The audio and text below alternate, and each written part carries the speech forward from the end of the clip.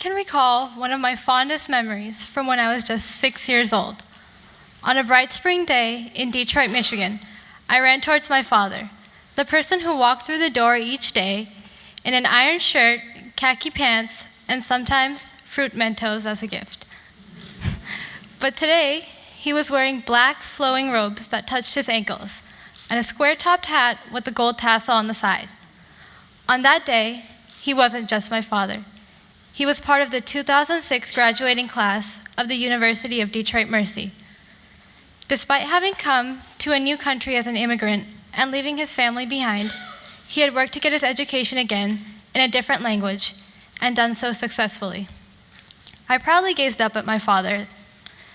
That day, with the diploma in his hand and his family by his side, he had reached his and his community's definition of the American dream.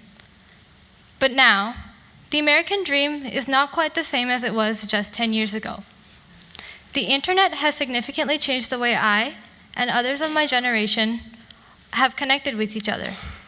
Social networking sites such as Facebook have allowed us and our definition of community to transcend geographical barriers, and have allowed us to connect with people who we share a common interest with, regardless of where we all live.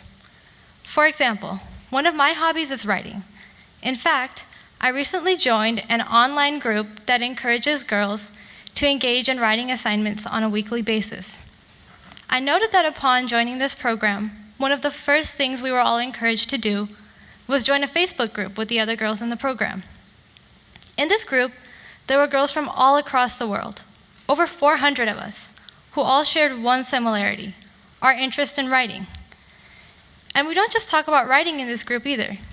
We engage on issues that matter to us personally, and can expect support back in return from the other girls in the group. Though one might imagine that being able to connect with such a diverse and large group of people that I may not even know might be difficult, the ability to have that one common similarity enforces a sense of community within all of us and allows us to feel connected while also continuing to grow our passion in writing. The internet has grown past being just an information database. It has become a ground that allows us to form instant connections and continue to grow our new interests. It has become a place that many of us can look to for acceptance, just as you would in any community.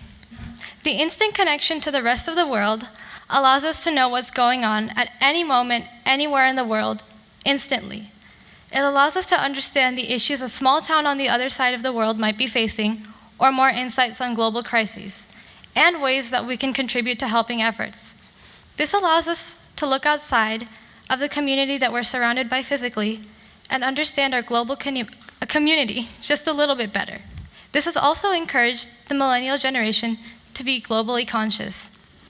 A recent study found that more than 50% of millennials say that they would take a pay cut to find a job that matches their values, while 90% want to use their skills for good. For younger generations, success is not just about job security or having certain items or living a certain lifestyle.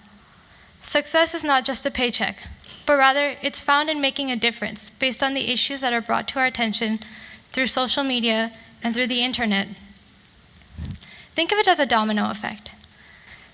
When social media develops, it causes us to redefine what we consider community. When our perception on community changes, so does our definition of success. And when success changes, so does the American dream.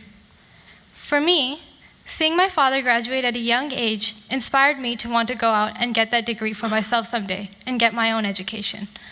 However, the connections and information and access that I've had through the internet and through the connections that I've made on social media have inspired me to want to make change with my education, regardless of if that's local or global. I'll leave you with a closing thought from George Bernard Shaw.